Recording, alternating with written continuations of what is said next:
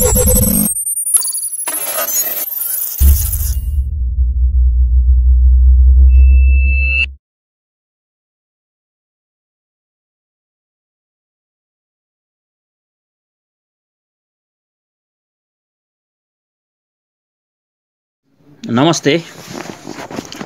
म भरत।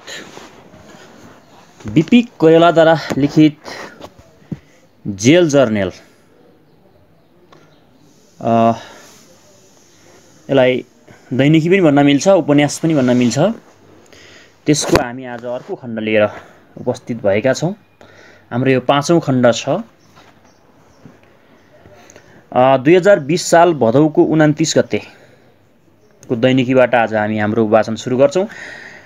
बीपी कोइराला लेख्छन्, यसपाला 21 थान चिठी लेखेँ। अरू महिनामा म प्राय 30-35 चिठी लेख्थेँ। यसपालि देवेन्द्रको चिठी आएन।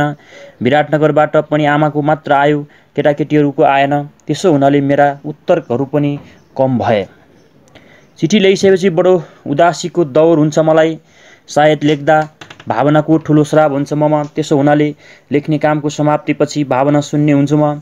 खाली खाली, त्यही खाली खाली भएको अनुभव उदारी हो क्यारे। म सायद चिठी लेख्दा एक एक गरेर स्मृतिहरू बिउजिन्छन् र स्थिर हुन लागेको मलाई आलोडित पार्छन्। यो उदासी जागृत स्मृतिको चञ्चलता हो। जे होस्, बडो उदास हुन्छु। निर्जनताको भावले कुनै बिरानो यस भूमिमा एक्लै उभिएको छु भन्ने लाग्छ। एकाङ्कीपना वर्तमान स्थितिको भाव प्रतिक्रिया होइन, त्यो जीवनबाट अतीत खोसिएको भावना। जुन कुरो खोसिँदा वर्तमान र भविष्य तत्त्वरहित विराट शून्यतामा परिणत हुन्छन्। एकाङ्की निर्जनता त्यस्तो स्मृति हो। जीवबाट त लुटिसकेको छ, तर जो मस्तिष्कका झ्यालहरूमा टाढाबाट च्याइरहन्छ। कुनै उपाय छैन मनको वातायनलाई थुन्ने प्रयत्न गर्दा झन् बाहिरको दृश्य स्पष्ट हुन्छ। अतीत झन् सफा भएर टल्किन्छ, मानव कुनै दृश्यको अदृश्य निर्यातको किरणले त्यो झन् उद्भासित भएको होस्। आज शनिबार भएको हुनाले पत्रिकाहरू केही आएन। बिहानैदेखि शनिबारले मलाई थिचेको छ।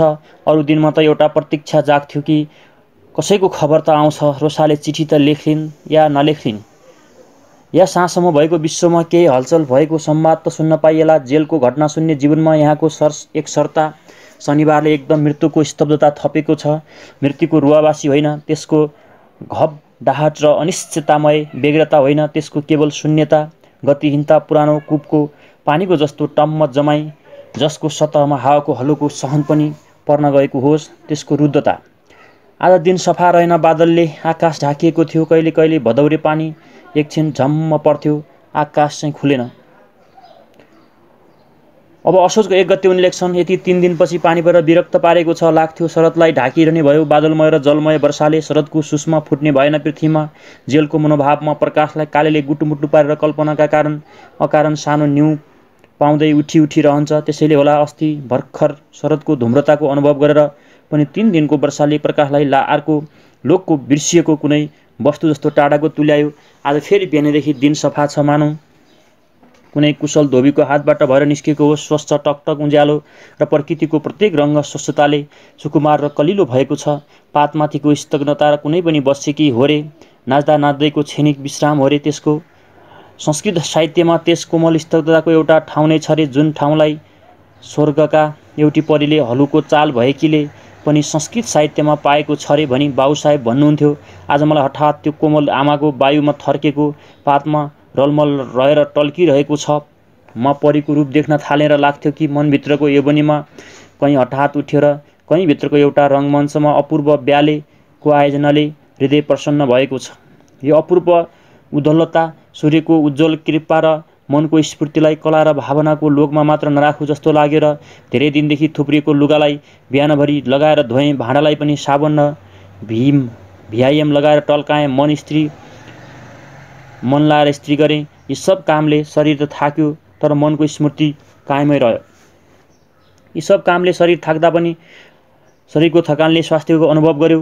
रहर लाग्दो विश्राम पायो शरीरले। जब बिहानै र दिउँसै बिएसनमा आएर एकछिन लटपटिएँ। आज महिनाको पहिलो दिन भएकाले नयाँ मेजरले हाम्रो क्याम्पको चार्ज लियो। भोलि त इन्टरभ्यूको दिन हो। मेरा त कोही पनि आउँदैनन्, त्यसैले निश्चिन्त छु। रामनारायणलाई भित्री आशा छ कि सायद उनकी पत्नी आउलिन् भोलि भेट्न, त्यसैले उद्विग्न छन्। यद्यपि भन्न त भन्छन् कि पत्नी निश्चय आउँदिनन्। साँझमा 3 हात ब्याडमिन्टन खेलेँ। आजदेखि एक जोर लुगा झिकेँ। त्यसो त स्वेटर 12 महिना मलाई चाहिने भयो। आज असोजको नयाँ दिन भएकाले एउटा पेन्ट र बाक्लो स्वेटर झिकेँ। जाडो मलाई खुब लाग्छ। अहिलेदेखि नै -50 को जाडो खेप्ने आयोजना बनाइरहेको छु। एक जोर लाफिनलको बाहुले गन्जी सिउन दिएँ। सुट मगाएर राखेको छु। अब असोजको 6 गते लेख्छन्, आज भेट्नेहरूमध्ये केवल शेर चन्दका मानिसहरू मात्रै आए। उनीहरू कुनै किसिमले राजनीतिक संवाद ल्याउँदैनन्। त्यसो हुनाले हाम्रा लागि शेरचन्दको इन्टरभ्यूको केही स्वाद हुँदैन। इन्टरभ्यू भनेको भेटघाट हुने दिन रहेछ है। खानेकुरा भने निकै ल्याउँछन्। आज बेलुकाको भोजन मैले उनीहरूले ल्याएको कचौरी र सेलले गरेँ। भात खाइन। जहिले पनि भेट्न आउँदा शेरचन्दकी छोरी र छोराले एकचोटि मेरो कोठामा आउँछन् र छोरी अत्यन्त रमाइली छे, कुसाग र बुद्धिवाली। उसको कुरा सुनिरहँ जस्तो लाग्छ। बडो पाको भाषामा कुरा गर्छिन्। बढी प्रतिभायुक्त बालिका छे र मलाई लाग्छ यदि राम्रो शिक्षाको व्यवस्था उसलाई हुन सक्यो भने उसको प्रतिभाले स्वाभाविक विकासको अवसर पाउनेछ। मेरो कोठामा आएर केही खानेकुरा छ भने खान्छे। आज उनीहरूलाई मौसमी र बिस्कुट दिएँ। पानी पिउँछे र चेतनाको तस्बिरलाई हेरेर केही मत प्रकट गर्छे। कति राम्री आहा अनि जान्छे। मलाई स्नेहको न्यानो छाडेर शेरचन्दको इन्टरभ्यूमा मेरो प्रतीक्षा यस बालिकाका लागि रहन्छ। आज लाइब्रेरीबाट केही राम्रा पुस्तकहरू आए। डगलास गेको socialism in the new society र साउल रोजले सम्पादन गरेको पोलिटिक्स इन साउथर्न एसिया, जसमा नेपालको बारेमा एउटा लेख छ। हाम्रो पक्षका प्रति सहानुभूति लेखिएको छ। राजाले दिग्विजय गरेको स्थितिमा बीचबीचमा प्रोपोगन्डा र असत्यको पर्दाभित्रबाट सत्यसम्म पुग्ने प्रयासमा लेखिएका नेपाल सम्बन्धित निबन्धहरू पढ्न पाउँदा सन्तोष हुन्छ। केही महिना अघि पनि नेपालमाथि एउटा अङ्ग्रेजले लेखेको यस्तै किताब थियो। हिजो र अस्ति टाइम्स अफ इन्डियामा कुनै कता सत्य स्पष्ट हुन खोजेको छ। यद्यपि राजाको पक्षलाई च्वाट्ट छाड्न उसको व्यवहारिकताले दिएको छैन। आज मेरो अखबारहरू आएन। रोसाले अखबार नपठाएकाले सायद कोही भेट्ने मान्छे नै आउँछन् कि जस्तो लागेको थियो। गृह सचिवको एउटा पत्र आयो जसमा मैले चीन जाँदा सरकारी काम गरेको हिसाब मागी पठाएको छ। यो दोस्रो चिठी हो। मैले यस चिठीलाई लिनलाई अस्वीकार गरिदिएँ, किनभने जस्तो कि मैले जेनरललाई भने कि वकिलको सल्लाह नभएमा यहाँबाट कुनै कागजमा दस्तखत गर्दिन। अर्को यो पनि सरकारलाई सूचना गर्न भने कि मलाई जुन किसिमबाट गैरकानुनी तरिकाले थुनेर राखिएको छ र जुन ढङ्गबाट मलाई पक्रिएर ल्याइएको छ त्यसमा जति कागजपत्रहरू छन् ती सबै सरकारको जिम्मामा हुनुपर्छ। म त्यसो हुनाले यहाँबाट केही उत्तर दिन सक्दिनँ। 3 गते लेख्छन्, असोजको 3 गते उनी प्रजातन्त्रको व्यवस्था एसिया अफ्रिकाका मुलुकहरूमा एक गरेर लोप हुँदै गएकाले कतिपय विचार तथा राजनीतिज्ञहरूका लागि प्रजातन्त्र वास्तवमा एसिया र अफ्रिकाका लागि अनुपयुक्त व्यवस्था हो भन्ने परेको छ। द्वितीय महायुद्धपछि एसियामा र अफ्रिकाका महादेशहरूमा विश्व देशहरू पश्चिमी साम्राज्यबाट मुक्त भएर बडो प्रजातान्त्रिक आशा र भविष्यका लागि उत्साहका साथ यी राष्ट्रहरूको स्थापना भयो। यीमध्ये कतिपय देशमा राष्ट्रिय आन्दोलनले बलियो ज्वरो पनि हालेको थियो र त्यस्ता आन्दोलनमा स्वतन्त्रताको भावनाबाट प्रजातन्त्रको पनि भावना सन्निहित थियो।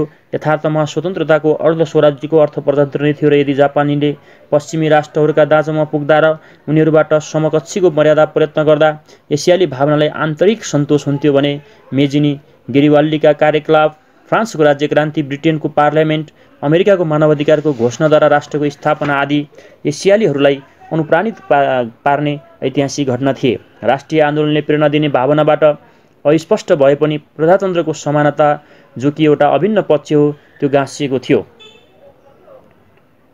परतन्त्र भारतमा अङ्ग्रेजहरूका विरुद्ध जुन विदेशको भावनाले शिक्षित भारतवासीहरूको हृदयमा तिक्त बनाइरहेको थियो त्यसमा यो अस्पष्ट विचारले काम गरिरहेको थियो कि समाजमा अङ्ग्रेजहरूको तुलनामा उनीहरूको स्थान हेय छ। के राणाहरूको विरुद्धमा शिक्षित नेपालीहरूको हृदयमा पनि सदृश भावना थिएन? विदेशी अङ्ग्रेज र स्वदेशी राणाहरूले भारतवासी र नेपालीहरूमा आफ्नो असमानताको बोधद्वारा समाजमा आफ्नो हेय स्थानको बोध, विदेशको भावना जागृत गराएका थिए। प्रजातन्त्रको एउटा पक्ष समानताको सिद्धान्त हो, दुवै देशका वासीहरूलाई समान रूपले अनुप्राणित गरेको थियो। त्यसो हुनाले अब द्वितीय महायुद्धपछि पश्चिमी राष्ट्रहरूको साम्राज्यवादबाट एसिया र अफ्रिकाका देशहरू स्वतन्त्र भए प्रजातन्त्रको भविष्य बडो उज्जवल रूपले देखा परेको थियो र प्रजातन्त्रवादीहरूले आफ्नो पक्षको सङ्ख्या वृद्धि हुने कल्पना भविष्यका प्रति पुरा आशा राखेका थिए। यस्तो आशा अकारण थिएन, किनभने जस्तो कि माथि उल्लेख गरिएको छ कि विदेशी सत्ताबाट स्वतन्त्रताको मागमा राष्ट्रिय आन्दोलनले प्रजातन्त्रको भावना अभिन्न रूपले सम्पूर्ण पारेको थियो। तर यस्तो व्यापक आशाको विपरीत स्वतन्त्र भएका राष्ट्रहरू एक एक गरेर प्रजातन्त्रको बाटो पहिल्याउनेको सट्टा एकतन्त्रीय व्यवस्थाको लौहबन्धनमा बाँधिँदै गए। त्यस्ता राष्ट्रहरू जसले राष्ट्रिय स्वतन्त्रतामा सन्निहित प्रजातन्त्रका भावनालाई बलपूर्वक निमोठेर स्वतन्त्रतालाई एकतन्त्रवाद तानाशाहीको मौकामा परिणत गरेर राष्ट्रिय स्वतन्त्रतालाई तानाशाहीको पर्यायवाची हो भन्ने प्रमाणित गरेका छन्। यसको विषादमय सूची लामो हुँदै गएको छ। एसियामा भारत, मलाया, फिलिपिन र वर्तमान अप्रजातान्त्रिक प्रवृत्तिलाई अस्थायी लक्षण भन्ने हो भने लङ्का, यी 4 राष्ट्रबाहेक सबै स्वतन्त्र भएका राष्ट्रहरू तानाशाही व्यवस्थामा जगड्डिन पुगेका छन्। 4 गते उनी लेख्छन्, कार्तिकको 4 गते अस्ति आमासँग भेट भएपछि मनै बैचन भयो। आमाको स्वास्थ्य राम्रो छैन। यसपालि 3 दिन त निकै अत्याउने गरी दमाको दौरा भएछ। उहाँको चिन्ताजनक खबर पाएर रोसा विराटनगर गएकी रहेछन् र आमालाई केही आराम भएपछि यहीँ ल्याइछन्। शेखर र सुजातालाई पनि ढोकामा देखे। उनीहरू बडो दुब्ला थिए। घरको आर्थिक स्थिति पनि बडो कठिन भएको छ। आमाका विचारमा प्रकाशहरू जो अहिले बनारस कलेजमा पढेका छन् तिनीहरूलाई विराटनगरमै पढाउने रे।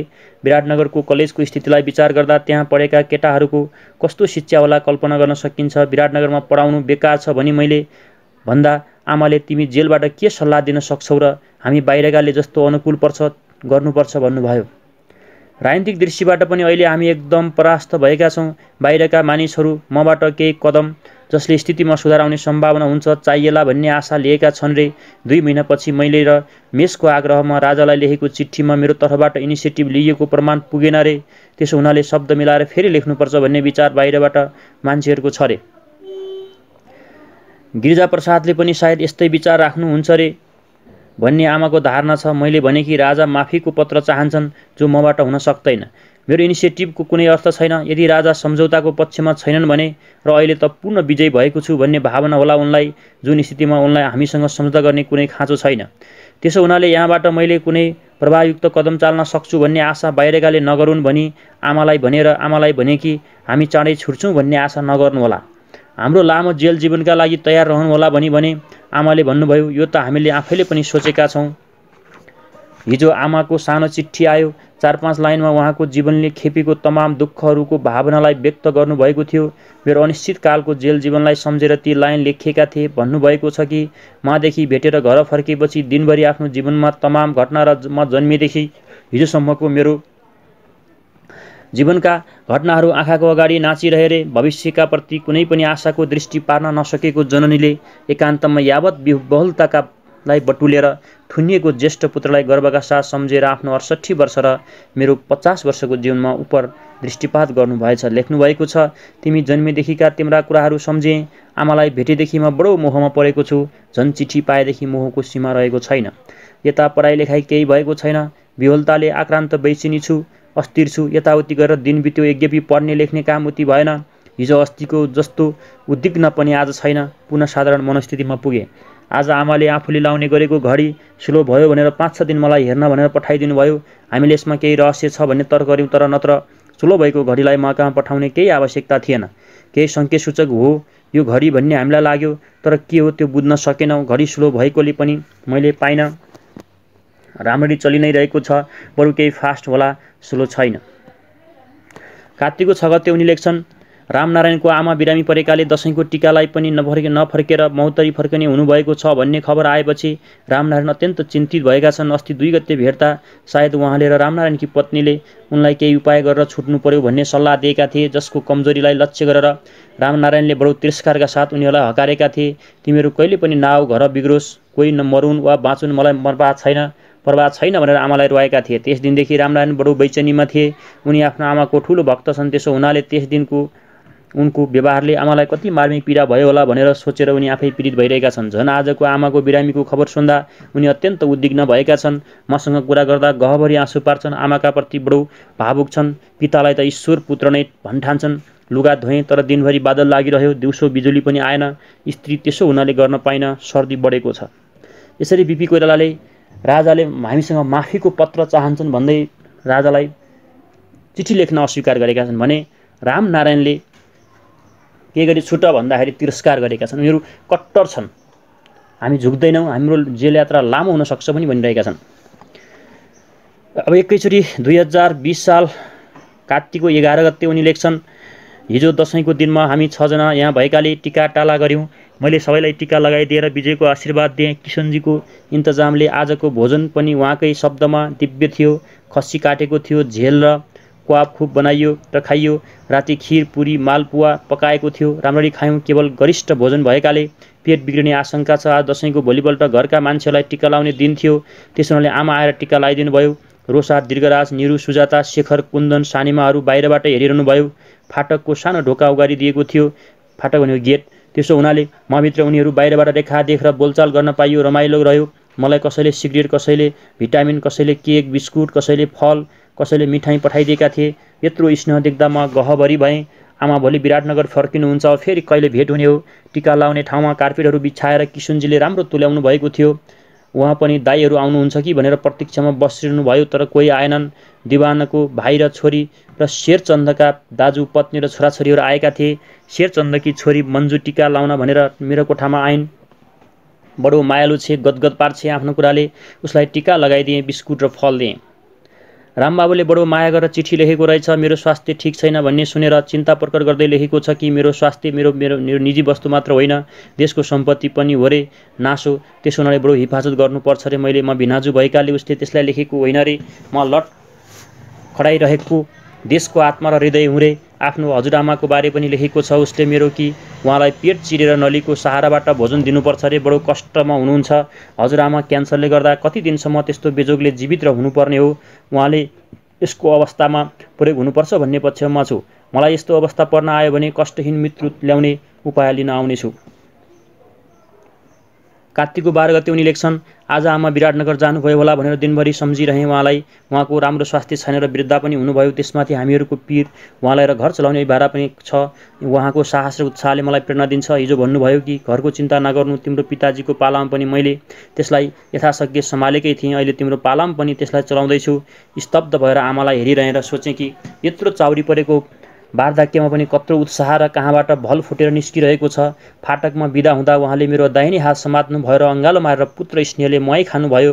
झल्ल त्यस क्षण उहाँको स्मृतिमा 18 वर्षको आफ्नो उमेर झल्कियो होला, जब म प्रथम सन्तान भएर उहाँको कोखमा जन्मिएको थिएँ। त्यही सन्तानलाई 48-49 वर्षपछि काराको फाटकको भित्री छाडेर निस्कनु पर्दा पुनः माता भएर त्यसलाई अँगाल्न पुग्नुभयो। प्रेम, मातृहृदय, जीवनको अन्त पारवारमा सहायकका लागि कसले पाएको त्यो लघु आलिङ्गन अलि बुझ्न गाह्रो छ। मेरो हातलाई समसमाएर उहाँले भन्नुभयो, के भएको तिम्रो हात, कति कलिलो थियो, कालो किन भएको यो खस्रो। उहाँलाई मैले भनिनँ कि लुगा धुँदा, भाँडा माझ्दा, कोठा पुज्दा मेरा हात बेसम्भारको भइसकेका थिए। आमाले भन्नुभयो तेल लाउने गर्नु। आज आमालाई दिनभरि सम्झिरहेँ। कातर भएर भन्न मन लाग्यो कि आमाको कल्याण होस्। दशैंको लामो बिदा भएकाले अखबारहरू आउन बन्द छ। अखबारले पनि दिनमा एकचोटि चहल पहल ल्याउँछ। त्यो बन्द भइदिँदा न्यास्रो हुन्छ। जेल जीवन आफै त्यस्तो अभावमय हुन्छ। त्यसमा पनि नयाँ किसिमका अभाव थपिन पुग्दा जेल झन् बढी जेल भएर जान्छ। जेलभित्र पनि फेरिदेखि नयाँ नयाँ सजाय भोग्नुपर्छ। आजकल हामीहरू 6 जना पनि एक्लै एक्लै भएका जस्ता छौँ। आफ्ना आफ्ना कोठामा बसिरहन्छौँ। सबै इन्ट्रोस्पेक्टिभ अथवा इन्ट्रोभर्ट हुँदै गएका छौँ। जेलको असर पर्दै गएको छ यहाँ। सदा जस्तो 4 बजे बिहान उठेर नुहाएँ, आसन क्रिया गरेर एकछिन पढेँ। ब्रेकफास्ट भन्दा पहिले एक हात ब्याडमिन्टन दिवानसँग खेलेँ। ब्रेकफास्टमा 2 फुल र 2टा परोठा र 1 गिलास चिया हुन्छ। त्यसपछि फेरि एकछिन पढेँ। कालिदासको विक्रमोर्वशी उति राम्रो लागेन। कालिदासमा भाषाको लालित्य बाहेक विशेष नाटक सम्बन्धी दक्षता र चरित्रमा विचारको उद्घाटन या घटनाक्रमको उत्कण्ठायुक्त अनिश्चितता पाउँदिन। भाषा भने अतुलनीय छ, अरू कुरो साधारण छ। विक्रमोर्वशीमा विभिन्न एक्सनहरूलाई स्वाभाविक ढङ्गबाट दर्शाउने प्रयत्न गरेको क्रियाहरू छैन र जुन विषय यसमा निरूपित भएको छ त्यसमा स्वाभाविकतासम्म पनि छैन। किनभने स्वर्ग र मत्स्यको दृश्य, पहाडको चोटीमा हुने घटना, अदृश्य अप्सराहरू इत्यादि जस्ता कुराहरू छन् जसलाई स्टेजमा स्वाभाविक र प्राकृतिक रूपमा उतार्न सकिँदैन। उनले भनेको कालिदासले नाटक त लेखे, शब्द राम्रो छ, तर त्यो व्यवहारमा उतार्न सकिँदैन भनेका छन्। उनले समालोचना गरेका छन्। सायद यस कुरालाई ध्यानमा राखेर कालिदासले पात्रहरूलाई ठाउँ ठाउँ नाटक गर्न लगाएका छन्। जस्तो कि सिडी चढेको जस्तो गरे। यस्तो प्रयोग कौशलले गर्दा कालिदासका नाटक प्राय गीतिनाट्यका गुण राख्छन् या डान्स ड्रामाका टैगोरको चित्राङ्गना। आज सधैँ जस्तो गरी 11 बजे भात खाइन, 12 बजेतिर दुध भात र केरा खायौँ। 7 बजेको जलपानपछि 11 बजेको भोजन अलिक छिट्टै हुन्छ जस्तो लाग्यो। त्यसो हुनाले प्रयोगका लागि 1 घण्टा पर सारेर हेर्न चाहेको छु। 2 बजेको चिया पनि बन्द गरेँ। 4 बजेको काफी खाएँ। बेलुका पख 1 हात ब्याडमिन्टन फेरि खेलेँ। दिउँसो दिवानालाई बेकनको दर्शन र समाजवाद पढाएँ। यता 15 दिनदेखि यो काम रुकेको थियो। आजदेखि पढाउने काम फेरि थालेको छु। बेकनको चुस्त शैली मलाई खुब मनपर्छ। त्यसो हुनाले बडो मन लाग्छ पढाउन। बेलुका 7 बजेको भोजन जसमा भात, दाल, तरकारी, दूध र केही टुकुरा कुखुराहरूको हुन्छन् खाएपछि केही बेरसम्म पढेँ। 9 बजे सुतेँ। आजकाल सर्वाङ्ग नग्न भएर सुत्ने गरेको छु। एक त लुगा चाँडै चाँडै मैले दिने, तर तन्ना र सिरकको खोल चाँडै मैलिँदो रहेछ र अर्को बिहान उठ्ने बित्तिकै नुहाउन सजिलो पर्दो रहेछ। नाङ्गै सुत्ने गरेकाले सायद स्वास्थ्यमा पनि राम्रो असर पार्छ। समय बडो चाँडै बितिरहेको छ। झन् जाडोका दिन बित्न बेर लाउँदैनन्। त्यसपछि उनले एकैचोटि कार्तिकको 14 गते लेख्छन्, खुब पानी पर्यो, हावाका साथ जाडो थपिँदैछ, दैनिक जीवन यथावत बित्दैछ। विक्रमोर्वशीलाई सिद्ध्याएँ। मूल ग्रन्थलाई हिन्दी टीकाको सहायताले कनिकुतिकन पढ्ने गरेको थिएँ, जसले भाषाको लालित्यबाट म वञ्चित नहुँ भनेर केही अंशहरू कण्ठस्थ गर्नु पर्यो जस्तो लाग्यो। विक्रमोर्वशीमा या विशेष रूपले घोक्ने लायक केही छ कि भनेर हेरेँ, तर होइन कि मेरो नेपाली भाषालाई सुधार्नका लागि जति सक्यो संस्कृतका श्लोक र वाक्यावलीहरूलाई कण्ठस्थ गर्न सके उति असल भन् ठानेर मैले कण्ठ पारेँ। मलाई आफ्नो भाषा सुधार्ने बडो इच्छा छ, तर मलाई यसको पनि पीर छ कि कतै मेरो भाषा क्लस्टर नहुँदै जाओस्। मेरो भाषा सुधारको एकसुरे प्रयासमा मेरो भाषामा क्लस्टरको दोष आउने लक्षण छ। अहिलेसम्म त ठिक छ, तर प्रवृत्ति क्लिष्टता पनि पट्टी लागेको छ। यसको कारण के भने मैले नेपाली जीवनको स्थानीयतासँग स्वाभाविक र प्राकृतिक परिचय पाउन सकिनँ। म सानै उमेरदेखि हिन्दुस्तानमा हुर्केँ। त्यसो हुनाले नेपाली भाषाको स्थानीय रङ्ग र भाषाको सूक्ष्म भावार्थसँग अपरिचित रहेँ। अर्को कुरा, विदेश सिनु परेकाले नेपालको सामाजिक जीवनबाट अलग्गै रहेर साथसाथै हिन्दुस्तानी जीवनमा स्वाभाविक किसिमबाट प्रवेश गर्न सकेँ। यसले गर्दा सम्पूर्ण रूपले बाहिरिया भएको छु। मेरो भाषाको दोषको मूल कारण सामाजिक जीवनको अभिन्न अङ्ग हुन नसक्नु हो र सामाजिक भावना पनि ममा त्यसकारणले उति प्रबल छैन। सामाजिक प्रश्न उपर चिन्तन छ, ममा भावना छैन। बुद्धि गुल्ने दूषित हुन गएको छ। मेरो सामाजिक चेतना भाषामा पनि त्यति बौद्धिक दोष छ। हृदयभन्दा मस्तिष्क र भावनाभन्दा बुद्धिले छिटिएको हुन्छ। मेरो भाषा विचार, घटना या परिस्थिति या भावनाप्रति मेरो भाषा प्रतिक्रियामान हुँदैन। झ्वाट्ट फुत्त निस्कन्न बौद्धिक मस्तिष्क र मस्तिष्क प्रोसेसद्वारा बाहिर आउनलाई समय लिन थाल्छ। यही कारण हो सायद मलाई लेख्ने काम अत्यन्त कठिन तथा लकान्तदायी हुन्छ। त्यसो हुनाले साहित्यिक दृष्टिबाट जसमा अरू कुराभन्दा भावनाको प्रधानता रहन्छ, मेरो नेपाली भाषा पुरा दोषपूर्ण छ जस्तो मलाई लाग्छ। हो, राजनीति या दर्शन या शुद्ध बौद्धिक विषयका लागि सायद मेरो भाषा अनुपयुक्त छैन, तर शुद्ध साहित्यिक विषयका लागि, हृदयसँग सम्बन्ध भएका भावनाहरूका लागि, मानव मनका कुराहरूको अभिव्यक्तिका लागि मेरो भाषा अपर्याप्त, अनुपयुक्त र रङ्गहीन छ। यसलाई सुधार गर्ने मेरो आजकाल प्रयास चलिरहेको छ। कालिदासको अध्ययनको पनि मुख्य उद्देश्य मेरो भाषा सुधार नै हो। नत्र भने कालिदासको साहित्यमा त्यत्रो ठुलो रस मैले पाउन सकेको छैन, जसले स्वीकृति आलोचकहरूको लामो जुलुस जो प्राचीन कालदेखि चलेको छ त्यसले समर्थनको नारामा उद्घोषित हुँदै आएको छ। मलाई भयो भने यस कुराले छ कि कहीँ मेरो भाषा संस्कृतमय भएर झन् नेपाली जीवनको दैनिक आदान प्रदानको मर्म पन्नेबाट टाटै नजाओस् र त्यस प्रोसेसमा अगाडि बढ्दा बढ्दा ममा केवल भाषाको राशि यति थुप्रिन नपुगोस् कि त्यसबाट विचार या भावनाको कणिका झिक्न पनि असम्भव हुँदै जाओस्। भाषा त्यस्तो खुडाको धार हो जस उपर लेखकले बडो संयमका साथ चल्न सिक्नुपर्छ। भाषा नभई भावको अभिव्यक्ति हुन सक्दैन। तर भाषाले कहीँ उछिन्न पुग्यो भने त्यो एउटा निरर्थक ध्वनि मात्र हुन्छ। भाषा र भावलाई लेखकले आफ्नो कलमको जुवामा जोख्न सक्नुपर्छ। के म त्यसो गर्न सकौँला? उनले यसरी कालिदासको विक्रमा ओभरसी भन्ने नाटक पढेर त्यसबारेमा चाहिँ मैले यो पढ्नुको उद्देश्य अरू केही होइन कि मैले भाषा सुधार्नु भन्ने कुरालाई जोड दिएका छन्। कार्तिकको 15 गते उनी लेख्छन्, यसपालि उनको आमासँग भेटेपछि रामनारायण बडो ठुलो सङ्कटमा परे। त 8 दिन जति यति विकल गरे कि ती कोठाभित्र एक्लै बसेर अँध्यारोमा आँसु झारिरहे। उनले भनेका थिए कि गीताको 2य अध्यायलाई बारम्बार पढेर 9 दिनमा उनले आफूलाई रोकथाम गर्न सके रे। भन्थे गीताले अरू कसैलाई सान्त्वना प्रदान गर्यो वा गरेन, तर मलाई भने त्यसैले यसपालि जीवन प्रदान गर्यो। मलाई लाग्थ्यो कि म बडो ठुलो मोहमा डुबेको मान्छे रहेछु। हिजो उनले प्रश्न गरे कि मलाई हाम्रो सफरिङ अथवा तपस्याको उद्देश्य के हो। उनको यस प्रश्नको लक्ष्यलाई ध्यानमा राखेर मैले भने लक्ष्य स्पष्ट थियो कि हाम्रो जेल यातना निष्प्रयोजनीय छ कि यो यातना हाम्रो आफ्नो आस्था र विश्वास अनुसार कार्य गर्दा भोग्नु परेको परिणाम हो। यसबाट मोचन त्यस अवस्था नै सम्भव छ जबकि यदि हाम्रो सर्वथा पराजय भइसकेको भए हामी आफ्नो विश्वासलाई छाडेर गरेका कार्यका लागि खेद गर्दै क्षमा याचक हुन्छौँ र यदि पराजय अस्थायी मात्र हो भने वर्तमान यातनालाई विश्वास अनुरूप हाम्रो कायरता हो भन्नुपर्छ। त्यसो हुनाले दुःखलाई परिणाम सम्झेर प्रयोजनको प्रश्न उठ्दैन, किनभने परिणाम भूतकालका क्रियाहरूको वर्तमानता हो। त्यसैले त्यो अतीतपट्टि लक्षित हुन्छ, प्रयोजन सोको उद्देश्य हुन्छ, भविष्य उन्मुख हुन्छ। त्यो यदि रामनारायणको प्रश्न यो हो कि हाम्रो अहिलेको जेलको कष्टले भविष्यमा कुनै लाभको आशा छैन भने किन यो कष्ट भोग्नु, यस प्रश्नलाई व्यक्तिगत र राजनीतिक दृष्टिले विचार गर्नुपर्छ। नैतिक दृष्टिबाट राजाको उद्देश्य हामीलाई भाँच्नु छ, माफी मगाएर राजनीतिक कुरालाई पन्छ्याएर राखे पनि यदि हामी यातनालाई खप्न नसकेर माफी माग्न गयौँ भने हाम्रो नैतिक भावनालाई यत्रो ठुलो आघात पर्नेछ कि जीवनपर्यन्त हामी आफैलाई धिक्कारिरहनेछौँ। असम्मानको जीवनभन्दा सम्मानयुक्त मृत्यु हामीलाई मनपर्छ।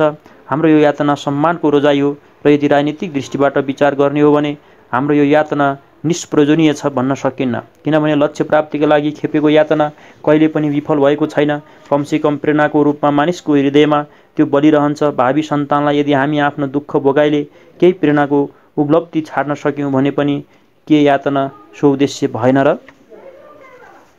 यसरी उनीहरूमा रामनारायणले के भन्छ, हामी केही पाउने छैनौँ भने हामी किन दुःख भोग्ने भन्ने प्रश्न उठ्दाखेरि बिबीले यसो भनेका छन् कि हो, राजनीतिक हिसाबले हामी अहिले केही पाएका छैनौँ, तर कुनै बेला फल पाउँछ, असफल हुँदैन र हामी झुक्नुभन्दा मर्नु ठिक छ भनेका छन्। यो हामीले विगतमा जे गर्यौँ त्यसको परिणामको फल हो भन्दैछन्। रामनारायण अत्यन्त कमजोर भएका छन्। गीताले उति शक्ति दिएन छ क्यारे। केवल रुदा रुदा थाकेर शिथिल भएको अवस्थामा गीताको द्वितीय अध्यायको आकस्मिक पाठले शिथिलतालाई सान्त्वनाको भान हुन गएको थियो क्यारे उनलाई। र जब मैले उनको प्रश्नको वास्तविक लक्ष्यपट्टि उनको ध्यान आकर्षित गरेर उत्तर दिन थालेँ, उनले मेरो उत्तरमा उनको कमजोरी लक्षित छ भन्ने बुझेर उनले अर्को प्रश्न गरे। आजको यातनाको अवस्थामा हामीले सोच्नुपर्छ कि यो परिणाम किन हो, के गल्ती हामीले गर्यौँ इत्यादि। मलाई लाग्यो यो प्रश्न उचित हो र भने हामीले निश्चय नै आफ्ना पहिलेका कार्यकलापहरूको राम्रो विश्लेषणमा समीक्षा गर्नुपर्छ, जसले भविष्यमा हाम्रा कार्य बढी सुपरिणामदायक हुन सक्छन्। मलाई यहाँ धेरै विचार गर्दा, घोरिएर सोच्दा पनि यस्तो लाग्दैन कि कुनै भयङ्कर त्रुटि हाम्रो भएको थियो पार्टी सञ्चालनमा या राजनीतिक निर्णय लिँदा या कुनै राजनीतिक कदम चाल्दा। त्यसो त ईश्वर मात्रै गल्ती नगर्ने क्षमता राखेको तत्त्व मानिएको छ। मान्छेलाई त्यो क्षमता उपलब्ध छैन, त्यसो हुनाले गल्ती भएकै छैन भन्न हुँदैन। तर परिणामबाट निर्णय दिने हो भने आम चुनावले यो सिद्ध गरिदिएको थियो कि नेपाली काङ्ग्रेसको राजनीति सफल राजनीति थियो। आम जनताको आधारमा प्रजातान्त्रिक पद्धतिको राजनीतिको उद्देश्य भएको हाम्रो पार्टीमा आम चुनावको निशङ्क विजय त्यसको सफलताको ठूलो प्रमाण थियो। हामीले ठुला ठुला विरोध राजाका हिन्दुस्तानका अरू सबै पार्टीका को सामना गर्दा गर्दै पनि प्राय 10 वर्षको वनवासमा रहनु पर्दा पनि चुनावमा बहुमत प्राप्त गर्नु पार्टीको सञ्चालनको कुशलताको प्रमाण होइन भने अरू के हो त? तर आजको अनुभवबाट 3 वटा त्रुटिमा देख्छु, जसमा पहिलो त्रुटि सबभन्दा ठुलो र जसलाई एक दृष्टिबाट अक्षम्य त्रुटि भन्न सकिन्छ। 1. राजनीतिमा सेनाको महत्त्वपट्टि पार्टी र नेतृत्वले ध्यान नदिनु। हाम्रो जस्तो देशमा विशेष गरेर सेनाको ठुलो महत्त्व छ, यस अर्थमा कि त्यसलाई सजिलैसँग एक वा अर्को पक्षमा लगाउन सकिन्छ। हामीले सेनालाई प्रजातन्त्रको पक्षमा लगाउने प्रयत्न गरेनौँ, न त यदि वर्तमान सेनालाई त्यसो गराउन सम्भव थिएन भने त्यसको खतरनाक सम्भावनाको मुकाबिला गर्ने उपायपट्टि हाम्रो ध्यान गएन। यो हाम्रो ठुलो त्रुटि हो, जसले गर्दा हाम्रो सारा प्रयास र सफलता अहिले बेकाम साबित भएको छ। यसरी बिपीले हामी यसरी असफल हुनुको कारण चाहिँ हामीसँग सेना नहुनु र भएको सेनालाई पनि युज गर्न नसक्नु, त्यतिर नसोचिनु ठुलो गल्ती हो भनेका छन्। अर्को त्रुटि वनवासको अवधिमा पार्टीको सङ्गठनलाई झन बढी पार्न सकिन्थ्यो यदि सरकारमा जान पाइन्छ कि भन्ने आशा छाडेर 10 वर्षसम्म हामीले सङ्गठनपट्टि मात्र ध्यान दिएको भए सङ्गठन खोकुलो नै रह्यो र पार्टी तेर्सो सुगठित यन्त्र भएन जसमा राजनीतिक सामाजिक क्रान्तिका लागि पुरा भरोसा गर्न सकिएन। मेरो अर्थ यो होइन कि सङ्गठन पटक्क निर्माण भएको थिएन, भयो, राम्रो सङ्गठन भयो जसले चुनावको तेर्सो विजय प्राप्त गर्न हामीलाई मद्दत दियो, तर अझ सुसङ्गठित सङ्गठन हुनु पर्थ्यो। उनले भने सङ्गठन हाम्रो कमजोरै रह्यो, एउटा सेनामा ध्यान दिएन, त्यसकारण यो अवस्था आयो। अर्को चाहिँ सङ्गठन कमजोर रह्यो। 3 नम्बर क्याडर। पार्टीका स्थायी र कर्मठ कार्यकर्ताको जत्रो ठुलो दल बनाउन सकिन्थ्यो त्यति बनाएनौँ र यिनले भनेका छन् यो सङ्गठनको कमजोरी र सेनाको यो क्याडरहरूका त्रुटिहरू सामान्य त्रुटि हुन्, तर मुख्य त्रुटि 1 नम्बरको हो अथवा सेनाको हो। 2-3मा ध्यान दिएको भए पनि 1 नम्बरको त्रुटिलाई नसुधारेको भए अवस्था परिणाम अन्तको त सदृश्य नै हुने थियो। कुनै अवस्थामा पनि सङ्गठनको मजबुती र कर्मठ कार्यकर्ताको बाहुल्यताले सेनाको मुकाबिला गर्न सक्दैन। त्यो उनले भने यदि डेमोक्रेसी जोगाउने हो भने हामीले सेना चाहिँ बनाउनु पर्थ्यो भन्ने उनले धारणा राखेका छन्। कार्तिकको 16 गते उनी इलेक्सन लुगा धोएँ तर दिनभरि घाम लागेन, धुने काम पनि 2 बजे दिउँसो गरेँ, त्यसो हुनाले लुगा सुकेन, चिसैमा इस्त्री गरेर कोठामा सुकाएँ। 4 बजेपछि बडो ठुलो पानी पर्यो, 2 घण्टासम्म। राति बिजुली बत्ती धेरै बेरसम्म आएन। मलाई आज हठात पेट दुख्यो, कटक्क पेट काटेर एकचोटि दिशा भयो र शरीरले बडो कमजोरी अनुभव गर्यो लाग्छ। बिहानको नपाकेको पराठा परेछ कि क्यारे। जलपानमा बेलुका उपवास गरेँ र छाक उल्लङ्घन गरेको खण्डमा स्वास्थ्य ठिक रहला भन्ने लागेको थियो।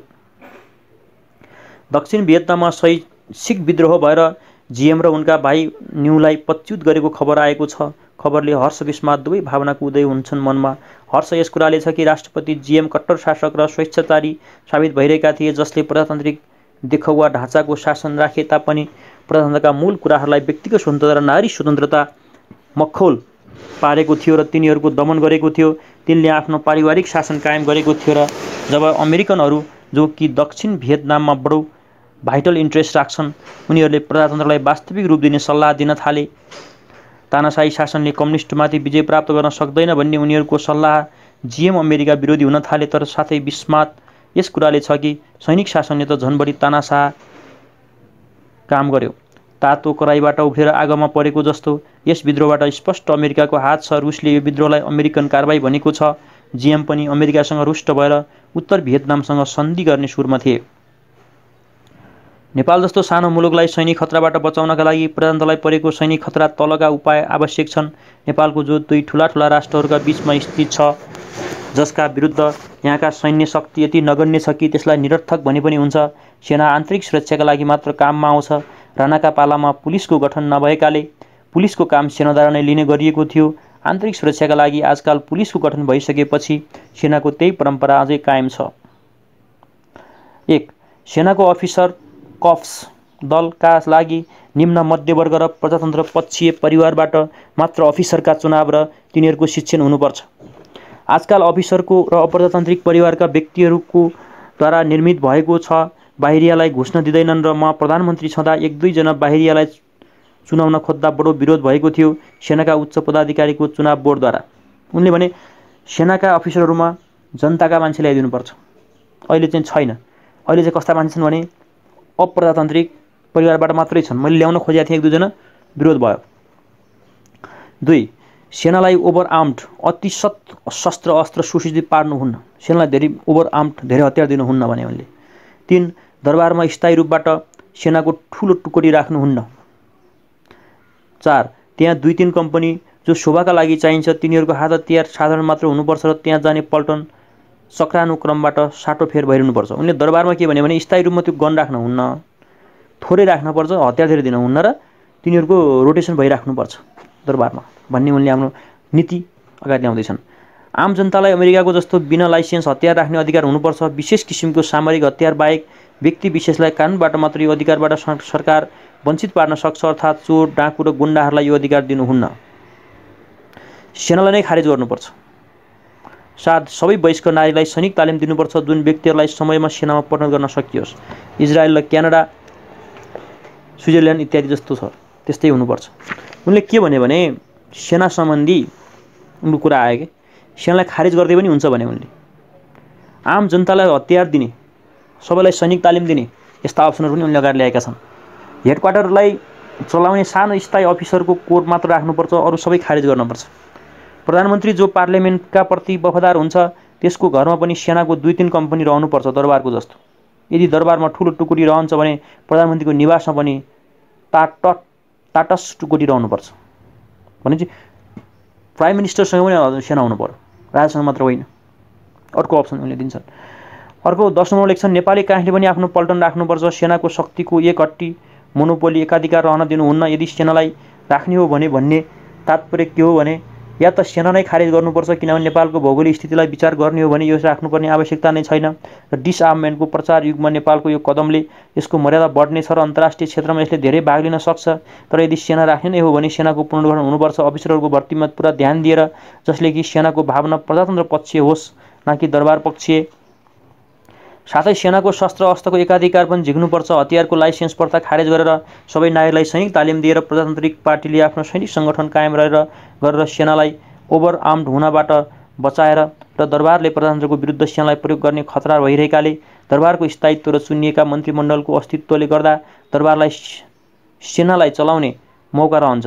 दरबारभित्रको सेनालाई झिक्ने र रहन दिएका खण्डमा प्रधानमन्त्री कहाँ पनि उति नै शस्त्रास्त्रले सुसज्जित सेना राख्ने व्यवस्था हुनुपर्छ। दरबारमा ठूलो सेनाको टुकडी राखेका खण्डमा सेनालाई पुरा नियन्त्रण राख्ने क्षमता त्यसको भएर जान्छ। है, उनले के भन्यो भने सेनाले गर्दाखेरि नि हामीले यो दिनमा यो समयमा हैन प्रधानमन्त्री खोसियो, राजाले कन्ट्रोल गरे, हाम्रो दुरवस्था भयो। त्यसकारणले सेनालाई हामीले कि आफ्नो सेना बनाउनु पर्यो, कि जनतालाई हतियार दिनु पर्यो, कि सबै जनतालाई तपाईको चाहिँ नि तालिम दिनु पर्यो, इजरायल जस्तो, क्यानाडा जस्तो भन्ने तर्क ल्याउँछन् उनले। हैन भने नेपाली काङ्ग्रेसको पनि सेना हुनु पर्यो है, इत्यादि सेना सम्बन्धी उनको विचार छ है त। कार्तिकको 17 गते उनी लेख्छन्, हिजोदेखि के थियो कुन्नी, मलाई हठात कमजोरीको दौरा हुन लागेको छ। न ज्वरो र न शरीरमा कहीँ पीडा छ, तर पेट गडबडी भइरहेको छ। केवल बडो कमजोरीको अनुभव मात्र। उच्चारण गरेर पढ्न थाक्छु, दम फुल्न थाल्छ, लेख्दा साथ शिथिल हुन्छ। के भएको हो? सायद लो ब्लड प्रेसर धेरै कम भयो कि? यता मेरो स्वास्थ्य सुध्रिँदै आइरहेको थियो, फेरि प्रगतिरोध सेटब्याक हुने हो कि? स्वास्थ्यको यो अवस्था भइरहेको छ कि केही दिन ठिक हुन्छ, धेरै दिनसम्म बेठिक, अर्को क्रममा ठिक हुँदा तल्लो स्थितिमा पुगेर बेठिक, तल्लो स्थितिमा ठिक हुँदा माथिल्लो अवस्थामा बेठिक। बडो चिन्ता छ, मलाई लाग्छ मेरो भविष्य मेरो स्वास्थ्यको बन्दी सशरीरप्रति भएको छ। भविष्यको उज्जवलताको बारेमा मलाई सन्देह छैन, न यसमा सन्देह नै कि मैले भविष्यमा धेरै काम गर्न बाँकी नै छ, तर म स्वास्थ्यको जमानतमा भाँतिएको छु। त्यसो हुनाले भविष्यको हितमा पनि मैले स्वास्थ्य बिग्न दिनु हुँदैन। तर के गर्ने, दिनभरि आकाश मेघाच्छन्न रह्यो र तृतीय प्रहरदेखि खुब पानी पर्यो। जाडो हठात बढ्यो, एकदम पुसको जस्तो भएको छ। घरबाट कोट स्वेटर पठाइदिएका छन्। रोसाको वा बिरामी परेकाले रोसा रामनगर गइन् भन्ने खबर आयो। अब फेरि 10-12 दिन फेरि शून्य हुने भयो। कालिदासको माल विकाग्नि मित्रलाई पढेँ। यसमा त विक्रमावर्षीभन्दा रोचक लागिरहेको छ। विक्रमावर्षी त नितान्त चाइल्डिस र अन्डर डेभलप रचना लाग्यो। माल विकानी मित्रमा रानीको मनोवैज्ञानिक चित्रण राम्रो हुन लागेको छ। राजाको पनि कमसेकम मानिस जस्ता लाग्न थालेका छन्। तिनीहरू कालिदासका नाटकहरूबाट असन्तोष भइरहेको छ। केशर शमशेर कहाँ गरेका नाटकहरू जस्ता छन्। केवल यौनको स्थूलताले जति अविकसित मस्तिष्कलाई रमाइलो देओस्, स्वास्नी मान्छेको सुन्दरता केवल शरीरमा मात्र र शरीरको वर्णन केवल स्तन र जगन मात्र हो कि जस्तो हुन्छन्। यी नाटकमा प्रेम शुद्ध यौनको स्थूलतामा आधारित छ।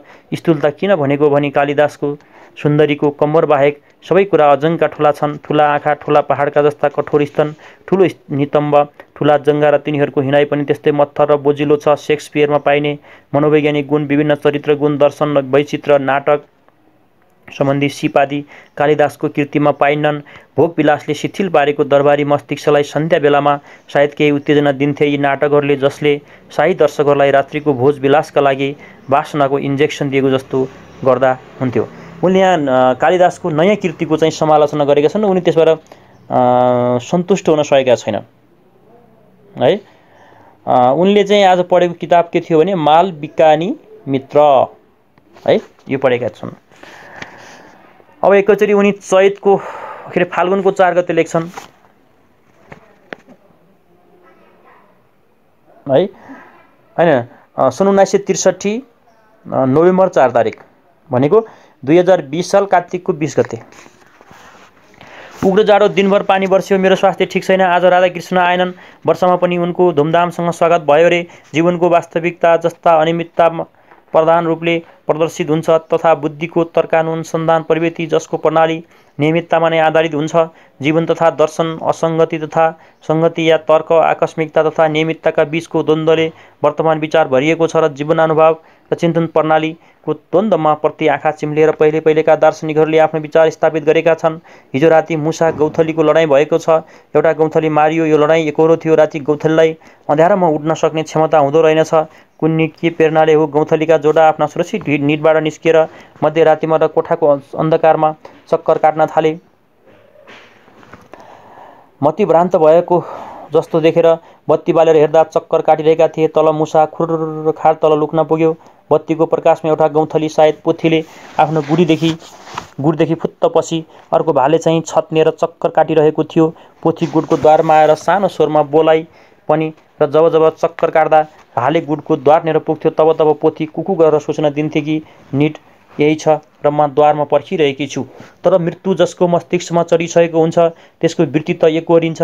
भालेले सुनेन, केवल अनवर प्राङ्गिरह्यो। एकछिनपछि कोठामा लुगा झुन्ड्याउन भनी टाँगेको तारमा आएर बस्यो। पोथी निराश भएर गुटभित्र पसी दिवानाले बत्ती निभाएर सुते। बिहानपख भालेको प्वाख र शरीरका केही अवसनीय अवशेष मात्र भैँमा थियो। सायद मुसाले शिकार गरेछ, किनभने एकचोटि झपटा झपटीको आवाज परेको थियो रे। दिवानाको निदाएको कानमा पोथी तारमा अर्ध निभिलित आँखाले त्यो दुखान्त दृश्यलाई हेरेर विमूढ भएर बसिरहेकी थिए। नजिकै जाँदा पनि हलचल गर्दिनथे। हामीहरू कहाँ हल्ली खल्ली भयो। पाल्तो जस्ता भएर रहेका थिए ती गौथलीका जोडी र एकछिनपछि हाम्रो हल्ली खल्ली र तर्क अनुमानको मध्यमा पोथीले एकचोटि शरीरमा कम्पन उत्पन्न गरेर सामुन्नेको ढोकाबाट सोधै फुत्त उडेर जाडोको खैरो बिहानीमा विलिन भई फेरि फर्केर आइन। दिनभरि त्यसको प्रतीक्षा गरिरहेँ। राति पनि आउँछ कि भनेर पर्खेँ। निड शून्य नै रह्यो। जाडोको याममा घोसला खाली पारेर कुन्नी कहाँ गई त्यो पोथी गौथली। यसरी उनले गौथलीको चाहिँ जोडीमा भाले मारिँदाखेरि मुसाले मारिदिएछ अनि पोथी त्यो ठाउँै छोडेर गइदियो भन्यो। यसरी जोडी हराउँदाखेरि चराहरूमा पनि यस्तो खालको विलाप हुँदो रहेछ, बिछोड हुँदो रहेछ। कार्तिकको 21 गते उनी लेख्छन्, सुशीलाको हजुरआमाको मृत्युको खबर आज पाएँ।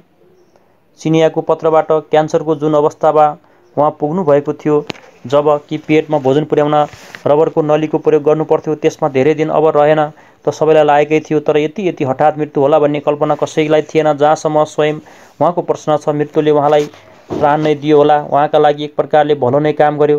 तर सुशीलालाई ठुलो चोट पुग्यो होला। उसको बालकालको सुखद जीवनको एउटा सम्झना हुनुहुन्थ्यो। हजुरआमा आज त्यो मेटियो। एकचोटि टुहुरो भएको अनुभव हुनेछ सुशीलालाई। जीवनबाट बालकालको स्मृति सुक्क हरिएको जस्तो लाग्नेछ उसलाई।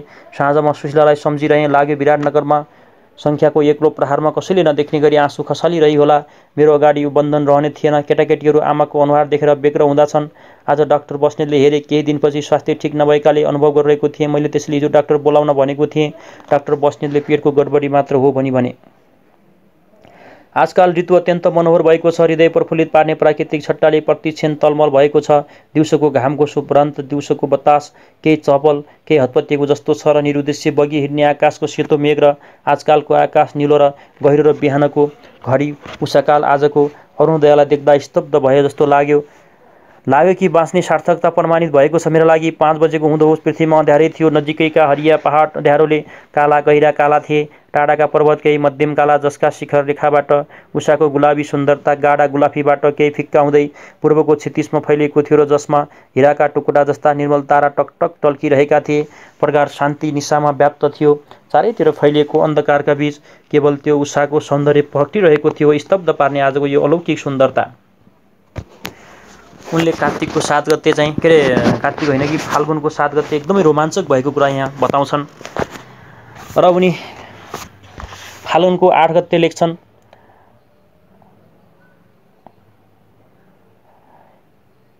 यत्रो लामो अवधिसम्म थुनेर बस्नु परेकाले स्वभावतः मनमा छुट्ने इच्छा निरन्तर जागिरहेको थियो। मनुष्यको स्वाभाविक वृत्ति हो कि यो बन्दी अवस्थाबाट मुक्ति उसको मनमा उड्ने पहिलो खाँचो। यसरी 3 वर्षसम्म थुनेर बस्नुपर्दा पहिलो प्रतिक्रिया हुन्छ मुक्तिको। जसरी पनि छुट्न पाए हुन्थ्यो जस्तो लाग्छ। छुटकारा बाहेक अरू कुन कुरा नगर्ने जस्ता भएका छन्। तर मानव स्वभावको यो साधारण प्रतिक्रियाबाट उठेर यदि मैले सोच्ने हो भने कारागारबाट मैले मुक्ति मेरो कुनै समस्याको समाधानको लागि हुने छैन। म राजनीतिक प्राणी हुँ। मेरो जीवन पूर्ण रूपले राजनीतिक जीवन भइसकेको छ र म अर्को पेसामा यस उमेरमा जान पनि सक्दिनँ। यदि छुटिएर पनि राजनीतिक जीवनमा प्रवेश गर्न पाइन भन्ने त्यस्तो राजनीतिक जीवन यो मेरो लागि रुच छ, न कि त्यस्तो जसमा म अर्काको खटनमा सरकारी या कर्मचारी या मृत्युको रूपमा मैले रहनु पर्नेछ। मेरो के गति हुन्छ? मेरो कुनै रोजगारी छैन जसमा म छुट्ने बित्तिकै बिस्तार पस्न सकूँ। न खेतबारी नै छ मैले गर्ने गरेको, न साहित्यिक या कला सम्बन्धी कुनै पेसा नै छ मेरा जसमा खुरुक्कमा लाग्न सकूँ। गल्ली गल्ली निरुद्देश्य हल्लिने सिवाय मेरो कुनै काम रहने छैन। मैले आर्जन गरेको प्रतिष्ठा धुलोमा मिसिनेछ जस्तो स्थितिमा बाहिर देख्छु। त्यसमा कुनै किसिमको सक्रिय राजनीतिक जीवन सम्भव छैन। साथीहरूलाई म के गर्न सक्छु र बाहिर गएँ भने मेरा साथीहरूलाई लागेको होला म के न गर्न सक्थेँ, बाहिर भए भन्ने लागेको होला। त्यो मेरो प्रतिको विश्वास र निराशामा परिणत गराउने बाहेक मेरो मुक्तिले अरू केही गर्न सक्ने छैन। अहिले बाहिरको राजनीति हुकुमी खटनबाट चल्ने खालको भएको छ। त्यसमा जसले आफूलाई ढाल्न सक्दैन त्यो त या त जेलको अपेक्षा गर्छ या निर्देशनका लागि तत्पर छ या राजनीतिलाई नै छाड्ने तर्खर गरिरहेको छ। हुकुमी शासनको विरुद्ध ठूलो शक्ति सञ्चय गर्नका लागि स्थिति अनुपयुक्त छ। यस्तो अवस्थामा कैदी भएर अनुकूल स्थितिलाई पर्खिनु नै सबैभन्दा श्रेयकर हुन्छ। व्यक्तिगत तथा राजनीतिक दुवै दृष्टिबाट अहिले चुप लागेर जेललाई खपेर बस्न हितकर सल्लाह हुन्छ। धैर्य आजको जति अरू कुनै अवस्थामा आवश्यक परेको थिएन मेरो जीवनमा। राधाकृष्ण आज हिन्दुस्तानतर्फ फर्के। हिन्दुस्तानीहरूले उनीहरूको व्यवहार बडो नै हास्यास्पद हुन थालेको छ। आजकल पिटिआईले एउटा हाँसउठ्दो खबर प्रसारित गरेको छ कि राजाले विशेष अनुकम्पा गरेर भन्ने अर्थमा राधाकृष्णको नेपाल यात्राको अवसरमा उनलाई राजकीय चिन्ह भएको क्रेस्ट मोटर गाडी दिएको छ। मानौ यो कुनै बडो विशेषता होस् या राजाले अरू आफ्ना अतिथिलाई नदेखाएको राधाकृष्णका लागि यो विशेष सम्मान होस्। धेरै दिनको दासताले हिन्दुस्तानीहरूको हृदय नै सङ्कुचित भएको छ र दृष्टिमा दोष आएको छ। दास प्रवृत्ति ठाउँमा र समय समयमा झल्किहाल्छ। मर्यादामा बडो कमी छ। अलिक हातमाथि पर्यो भने फुरफुराउन थाल्छन्, तल पर्यो भने दासलाई नभो दाँत किच्च देखाउँछन्। उनले यहाँ भारतीयहरूको चाहिँ विरोध गरेका छन्। भारतीयहरू दास थिए र उनको दास प्रवृत्ति देखाइहाल्छन् बेला बेला भन्न ठानेका छन्। किनभने यो राधाकृष्ण भन्ने चाहिँ नेपाल आएर राजाले चाहिँ खुसी पार्नको निम्ति कारो पारिदियो अरे, अनि खुसी भएर राजा गुणगान गाउँदै गएर के उनले बिपीले भनेका छन् कि हिन्दुस्तानीहरू दासै हुन् भन्ने, दास मनोवृत्तिका छन् भन्ने कुरा उनले देखाए। यदि अलिकति उनीहरूको दृष्टिमा दोष छ, दास प्रवृत्ति पनि छ, समयमा झल्किन्छ, मर्यादामा अलिकति कमी छ, अलिक हातमाथि पर्यो भने फुरफुराइहाल्छन्, तल पर्यो भने निच्च दाँत देखाइहाल्छन् रे।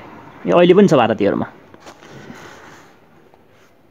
सन् 1963 नोभेम्बर 14 उनी लेख्छन्, यसपालि 18 थान चिठी लेखेँ, साना साना। यसपालि सुशीलाहरूको चिठी आएन। सुशीलाको हजुरआमाको मृत्यु भएकोले उनलाई ठुलो दुःख भएको छ। रोसाको बोको पनि मृत्यु भएछ, उनी पनि चोटमा परेकी छिन् र सान्तवनाका चिठीहरू पठाएँ। चिठीहरू लेखिसकेपछि बडो खाली खाली भएको अनुभव हुन्छ। त्यही भइरहेको छ मलाई आज। अनि उनी फेरि लेख्छन्, नोभेम्बर 15 जाडो बढ्यो, दिनभरि बादली लागिरह्यो। आजकाल पढ्ने राम्ररी काम गर्न सकेको छैन, लाग्छ मस्तिष्कको शक्ति छिनतिर गइरहेको छ, एकाग्रता रहन्न।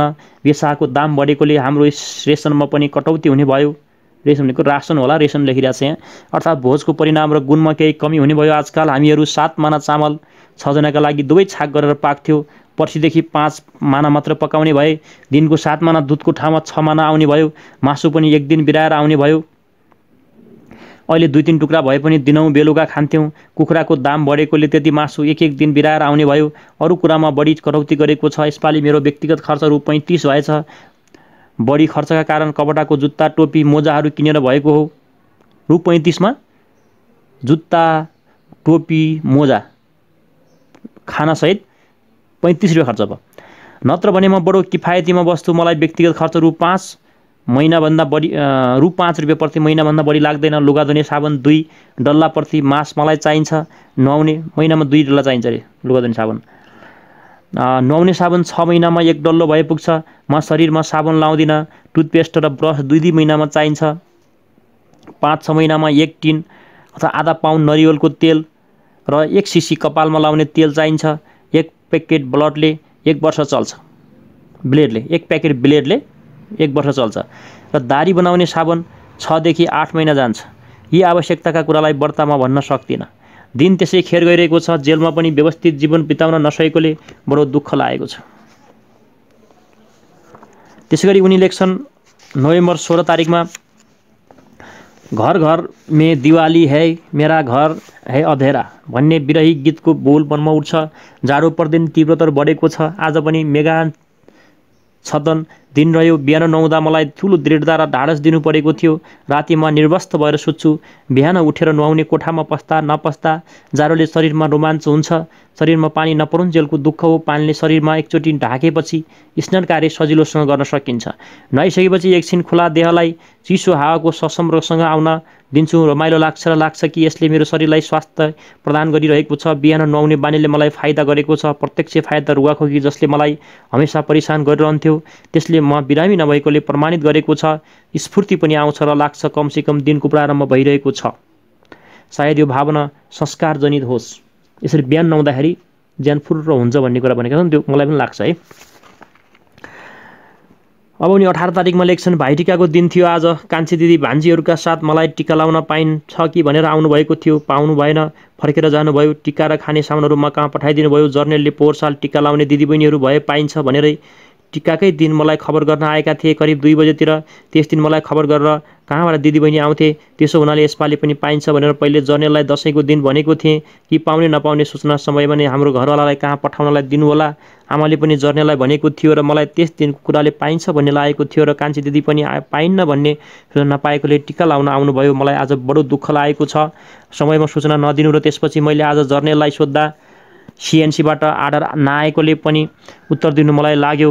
हाम्राप्रति बडो निराधारको व्यवहार हो। तीव्र प्रतिहिंसाको भावना जागृत भएको छ ममा लाग्छ। मौकामा बदला लिनका लागि पनि पर्खिनुपर्छ। मैले मदलासाले मलाई एकचोटि भनेकी थिइन् कि इख नभएको मान्छेले राजनीति गर्नुहुन्न। आज त्यो वाक्यलाई झल्ल सम्झेँ। इख नभएको मानिस बिख नभएको सर्प काम लाग्दैन भन्छन्। नारदको सर्पको सम्झना मलाई भएको छ। हुँदा हुँदा दिदीबहिनीहरू टिका लाउन भन्न आइन्। भाइटिकाको दिन लाउन दिइएन। यतिसम्म अनुदार भइयो। आखिर टिका लाएर के बिग्रिन्थ्यो होला र, तर दिइएन। यति ठुलो प्रतिहिंसा महेन्द्रले देखाए। 2020 साल मङ्सिरको 3 गते उनी लेख्छन्, आजकाल यहाँका हाम्रो अधिकारीहरूको व्यवहार पनि आदरसूचक छैन। एक त अफिसरहरू सबै नयाँ रङरुट जस्ता परेका छन्, टिनेजर जस्ता छन्। उनीहरूमा विनयशीलता पटक्कै छैन। त्यसमा पनि सायद सरकारको नीति नै हामीहरूका प्रति बेपरवाहको व्यवहार गर्ने भएको होला।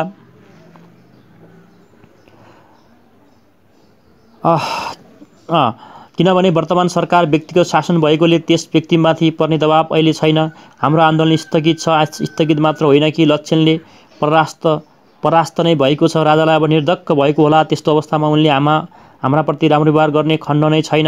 यदि शासन व्यक्तिगत नभएको भए सायद यस्तो हुने थिएन। राजालाई इक पनि होला, तर यसको बदला लिने मौका उनले पाएको जस्तो उनलाई लाग्दो हो। मेरा सामान्य प्रश्न आउँछ, जस्तो कि हिजो आएको थियो बडो तीव्रता साथ, जब मलाई अधिकारीहरूको व्यवहारले आत्मसम्मानमा चोट आएको अनुभव भयो कि मौका पाएको बखतमा कहिले पनि के बदलाको भावनाबाट प्रेरित भएर कार्य गर्ने, बदलाको भावनामा के कल्याणकारी राजनीतिक व्यवस्था र त्यसमा पनि प्रजातान्त्रिक व्यवस्था जसमा विरोधीको पनि स्थान सुरक्षित रहन्छ, त्यसको जग बसाल्न सकिन्छ। बदला चुकाउने प्रवृत्तिले के कस्तो दुष्चक्र भिसिएस सर्कललाई निर्मित गर्दैन, जसबाट त्राण पाउन पछि गाह्रो हुन्छ। कुचक्रलाई समाप्त पार्न कुचक्रको चक्करमा आफूलाई पर्न दिनु हुँदैन। तर साथै फेरि प्रश्न उठ्छ, के एक बिना राजनीतिमा या अरू कुनै व्यावहारिक क्षेत्रमा सफलताका लागि चाहिने प्यासन, उत्तेजना मानिसमा आउन सक्छ? भावना र इखलाई त्यागेपछि जीवनमा रहन्छ के जसले व्यक्तिलाई अगाडि बढ्न अग्रसर गराउँदछ? निरपेक्षताको माध्यमबाट सायद व्यावहारिक जीवन चल्न सक्दैन, या चले पनि बडो मार्मिक गतिले चल्छ। म हमेसा यस्तै विचारको द्वन्द्वमा परिरहन्छु र म अब प्रभावयुक्त हुन सक्दिनँ। त्यस समयमा यही दुविधाले पीडित भएको सुन्छु। द्वन्द्व र क्षमाका बीचमा द्वन्द्व बडो सजिलोसँग मानिस भनिदिन्छन् कि दोषीलाई दण्ड दिनुपर्छ। कि यस्तो उपदेश हो जसलाई पर्दैन त्यस्ताले दिने किसिमको यो उपदेश हो? यति दोषीलाई दण्ड नै दिनु नै पर्ने हो भने क्षमा कसलाई गर्ने हो त? दोषी नभइकन कोही क्षमा पाउने अधिकार हुँदैन है, उनले भन्छन्। निर्दोषलाई के को क्षमा? यी सब नैतिक प्रश्नहरूको अतिरिक्त राजनीतिक दृष्टिबाट व्यावहारिक प्रश्न पनि छ र यस समस्यासँग संलग्न कि प्रजातन्त्रका मौलिक मूल्य र मान्यताहरू एक तन्त्रका भन्दा सर्वज्ञ भिन्न हुनुपर्छ। एक तन्त्रमा विरोधीको नष्ट सम्पूर्ण सम्हार अपेक्षित हुन्छ। विरोधी तत्त्वसँग त्यसको सहअस्तित्व सम्भव छैन र एक तन्त्रमा जीवनको दर्शन उग्रवादी पट्टि पल्टेको हुन्छ। चरमवाद, उग्रवाद, परमवाद, अतिवाद त्यसमा जीवनलाई विभिन्नता र वैचित्र्यको रूपमा देख्ने प्रवृत्ति हुन्न। एकरूपतालाई देख्छ, त्यसले जीवनलाई र सरल सूत्रमा जीवन दर्शनलाई बाँध्ने प्रयास हुन्छ। त्यसमा सन्धि गर्दैन, त्यसले हार्छ या हराउँछ। सल्लाह गर्दैन, त्यसले आदेश मात्र दिन्छ या आदेश पालन गर्छ। सम्झौता त्यसमा छैन। म या त मात्र त्यसमा सम्भव छ। सेतो र कालोमा यावत वर्गलाई वर्गीकृत गर्दछ। प्रजातन्त्र ठिक त्यसको विपरीत छ र म यदि प्रजातन्त्रवादी छु भने मेरो सबभन्दा पहिला विश्वास हुन्छ जीवनको अनेकतामा एक सत्यता ल्याउने, सत्यको विभिन्न पक्ष हुन्छ भन्ने व्यक्ति मात्र प्रजातन्त्रको साँचो अनुग्राही हुन्छ र यदि विभिन्न पक्षीय दृष्टिकोण भएको जीवन दर्शनमा त्यसको आस्था छ भने विरोधीको पक्षमा पनि सत्य होला भन्ने उसको विश्वास हुन्छ। विरोधीले पनि त्यसको समाजमा स्थान पाउँछ र छलफल, सल्लाह, मस्विरा, वाद विवादबाट सम्झौताको निष्कर्षमा यो पुग्छ। त्यसको जीवन दर्शन उदारवादतिर ढल्केको हुन्छ। यदि हामीले प्रजातन्त्र ल्याउने नै हो भने देशमा बदलाको भावनालाई त यहाँ चटक्क छाडिदिनुपर्ने हुन्छ। उदाहरणका लागि राजालाई यदि परास्त गर्ने स्थितिमा हामी आइपुगेका छैनौँ भने बदला लिने कुरै उठ्दैन, तर यदि परास्त गरेर अधिकारमा आइया छ भने तब मात्र बदला लिने मनस्थितिमा हामी हुन्छौँ भने बदलाको भावना निरर्थक हुन्छ, एउटा तुच्छपना मात्रै हुन्छ। हारेकोसँग के को बदला? गणेश मानजीलाई म यही कुरा सम्झाउँछु कि प्रजातन्त्रमा बदलाको भावनाको स्थान छैन। प्रजातन्त्रवादी बदलाको भावनाको शिकार हुन्छ, तर मौका उपस्थित भएको अवस्थामा पनि त्यो बदलाको भावनाले पीडित हुनु हुँदैन। गणेश मानजी यस तर्कको सूक्ष्मतालाई ग्रहण गर्न सक्नुहुन्न वा चाहनुहुन्न, यसलाई मान्नुहुन्न। तर मेरा मौलिक प्रश्न त त्यसै अनुत्तरित नै रहे कि इग नभई प्यासनको अभावमा प्रेरणा कहाँबाट पाउन सकिन्छ? आज केही चिठीहरू आए, सुशीलाको भने आएन। म बडो व्यग्रत छु उसका लागि, उसको पत्रका लागि। विराटनगरबाट अरूहरूको आए, तर सायद उनको पनि पत्र थियो होला, तर रोकेर राखे कि भन्ने आशंका छ। सुशीलाले लेखेको छ कि सुशीलाको चिन्ता मैले गर्नु पर्दैन, इन्दिराको टिका पठाएकी छिन् र बडो मायाले भरिएको चिठी। मनुको पनि चिठी छ। कल्पना लेखेकी छ कि मैले किन कपाल काटेको, मलाई राम्रो लाग्दैन रे काट्नु, कपाल नकाट्नु भनेकी छ। रोसाले रामनगरबाट लेखेकी छिन् कि उनको बाको मृत्युले यहाँ अस्तव्यस्त भएको छ, उनले केही दिन बसेर व्यवस्था गर्नु पर्ला जस्तो छ रे। उनी सायद बनारस पनि जान्छन् होला आमालाई लिएर। रामनगरको जग्गा जमिन पनि बेच्ने विचार छ क्या र? यता फर्कने उनलाई निकै दिन लाग्ने भयो। उनी नभएर मलाई यहाँ बडो शून्य भएको छ। खबर पनि बाहिरको केही आउँदैन, बडो निरस जस्तो छ। रोसा नभएकोले मलाई बडो निरसता भएको छ, कहिले आउँछिन् होला भन्ने लागेको छ। यहाँको पनि बडो राम्रो व्यवस्था गरेकी थिइन्, किताबहरू यस समयमा मलाई पुग्थे। रमेश पनि व्यवस्थित ढङ्गले मेरो आवश्यकताका पर्ने सामग्रीहरू सङ्ग्रह गर्थे। उनी चुप्प छन् किन हो? कुन्दनलाई टाइफाइड भएको छ रे। निरुको चिठी आएको थियो, शैलजाहरू राम्ररी छन् भनेर उसले लेखेको छ। हिन्दू दर्शनको अध्ययन गर्न थालेका छन् रे।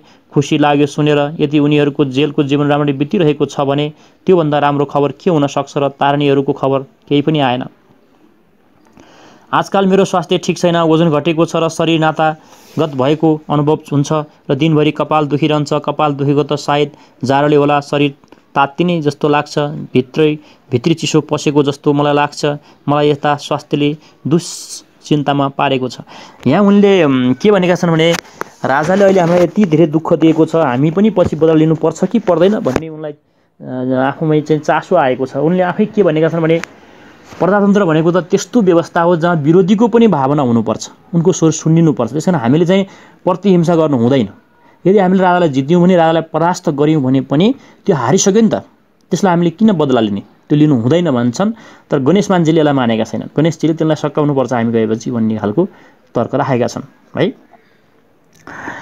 अब मङ्सिरको 4 गते उनले लेख्छन्, सेनाको प्रश्न बारम्बार मेरो मनमा उठ्छ कि आजकाल लाग्छ कि यस समस्यालाई नसुल्झाउन्जेलसम्म कुनै पनि व्यवस्था प्रजातान्त्रिक ढङ्गको नेपालमा स्थापित गर्न सकिन्न। पार्टीको सङ्गठन गर्दा त्यस कुराको विशेष ध्यान दिनुपर्छ कि पल्टनका मान्छेहरूसँग पार्टीका कार्यकर्ताको समागम भइरहोस्। गुप्त सेलको गठन पल्टनभित्र र पल्टनमा जाहिर खाएका व्यक्तिहरूको परिवारलाई विशेष रूपले आकर्षित गर्ने, पार्टीका प्रति गाउँ गाउँमा यस्ता कार्यकर्तालाई चुन्ने जसको यी परिवारसँग सम्बन्ध होस् वा जो स्वयं यी परिवारबाट आएका हुन्। हिजो नयाँ पल्टनले गार्ड ड्युटी लियो, उहाँको यिनीहरूलाई देखेर लाग्यो कि हामीहरू कति टाढा रहेछौँ यिनीहरूभन्दा। थक लाग्छ कि हाम्रो केवल यही भुल भयो कि अक्षम्य छ कि पल्टनपट्टि हामीले ध्यानै दिएनौँ। नेतृत्वलाई खोट लाउने ठाउँ कहीँ रहेछ भने यही छ, नत्र पार्टीको सञ्चालन बडो दक्षतापूर्ण भएकाले यसले प्रमाणित हुन्छ कि खुला राजनीतिमा चुनावको मौकामा काङ्ग्रेसले ठुलो विरोधको बावजुद भारी बहुमतले सफल भयो। पल्टनको प्रयोग गर्न राजालाई कर लाग्यो, यो पनि गुप्त षड्यन्त्र तरिकाले। नत्र खुला राजनीतिमा उनको सम्पूर्ण पराजय भइसकेको थियो। तर नेतृत्वलाई लान्छना यसले लाग्छ कि त्यसले पल्टनको यस्तो प्रयोग हुन सक्ला भन्नेतर्फ ध्यान दिन सकेन र किन त्यसको बचावटको व्यवस्था गरेन। यसरी पल्टन आफ्नो होइन नभएको कारणले गर्दा हामी यो अवस्थामा आइपुग्यौँ भनेर पटक पटक उनी चिन्तित भएका छन्। उनले दुखेसो पोखेको अवस्था छ। बिपीले सोचेका छन् कि हामीले सैनिक बनाउनु पर्थ्यो है, त्यसै कारणले हामी यो अवस्थामा आइपुग्यौँ भनेर उनले चिन्ता व्यक्त गरेका छन्। अब उनी लेख्छन् 8 गते 6 गते मङ्सिरको 6 गते लेख्छन्, यता धेरै दिनदेखि म आफ्नो मस्तिष्कको कमजोरी अनुभव गरिरहेको छु। एक त गम्भीर बौद्धिक कारबाहीबाट मन पटक्कै लाग्दैन, यदि प्रयत्न गरे तापनि लाउन थालियो भने म यताउति विचार गर्न थाल्छु। आवश्यक एकाग्रताको सङ्ग्रह गर्न सक्दैन, बुद्धिको कुण्ठन पनि भयो जस्तो लाग्छ। किनभने जुन किसिमबाट विषय मलाई पहिले सजिलैसँग ग्राह्य हुन्थ्यो ती आजकाल पटक्क बुझ्न थालेको छैन।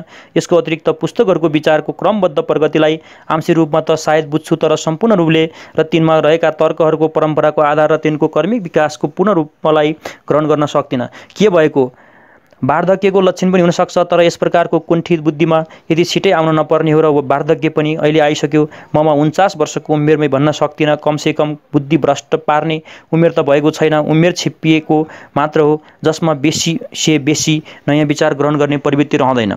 वृत्तिको त्यो पक्ष जो सदा साहसिकताका लागि बुद्धिको क्षेत्रमा होस् या भौतिक क्षेत्रमा होस् या कुनै व्यवहारिक क्षेत्रमा प्रस्तुत रहन्छ, त्यो सायद वार्धक्यतामा क्रमशः शिथिल हुँदै जान्छ र मान्छे बुढो भएपछि नयाँ कुरो कुनै पनि साधारणतया मन पराउँदैन।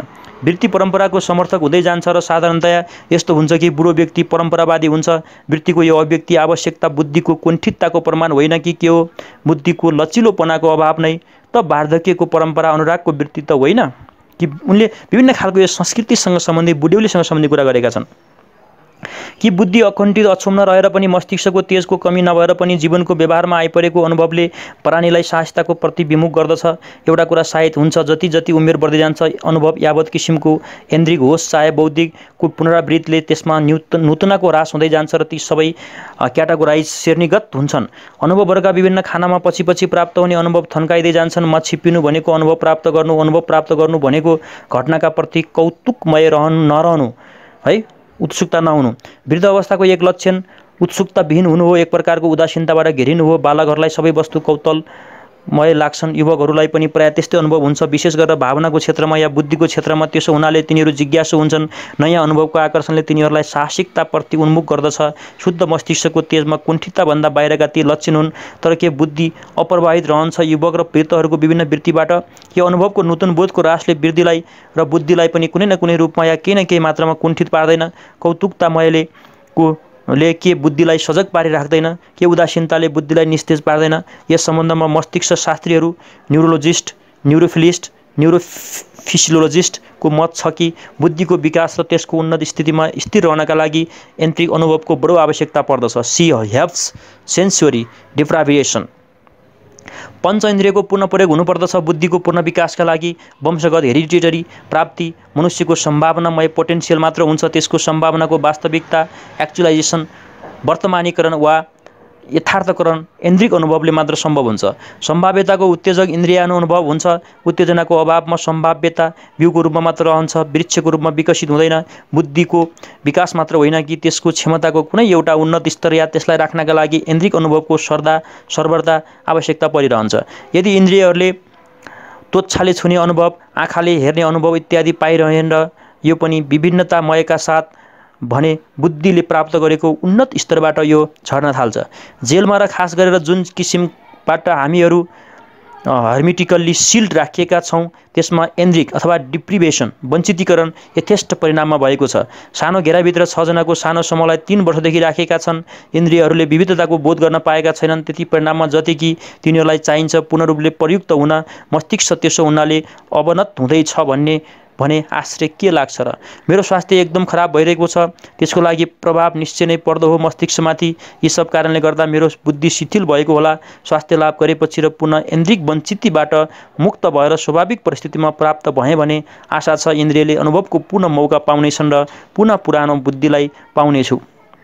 उमेरको छिप्पिनु रोक्न सकिँदैन। यसबाट हुने क्षति बुद्धिलाई त होला नै, तर त्यो क्षति बडो सूक्ष्म हुन्छ क्यार र कमसेकम व्यावहारिक जीवनमा छेनमा त्यसको अनुभव हुने छैन। जस्तो कि आजकल मलाई भइरहेको छ कि मेरो बुद्धि कुण्ठित भइरहेको छ। सुशीलाको चिठी लेखेको रहेछ तर मलाई दिएनन्। आजकल जुन अफिसरहरू यहाँ पालामा खटिएका छन् तिनीहरू अत्यन्त दुष्ट प्रवृत्तिका छन्। कमसेकम तिनीहरूमा साधारण शिष्टाचार र सामाजिक गुणको पुरा अभाव छ। कता कता हामीहरूसँग उनीहरूको सहानुभूतिको सम्बन्ध छैन। कलिला ठिटाहरू छन्। पुराना अफिसरहरूको व्यवहार आदरपूर्ण हुन्थ्यो। हाम्राप्रति यिनी खालका अफिसरहरू उडनठेउले रहेका छन्। यसरी आजको बिपी कोर्लाको चाहिँ जेल जर्नलको 5औं भागको वाचन यहीँ सकिएको छ। अर्को दिन हामी 6औं भाग लिएर आउनेछौँ। धन्यवाद।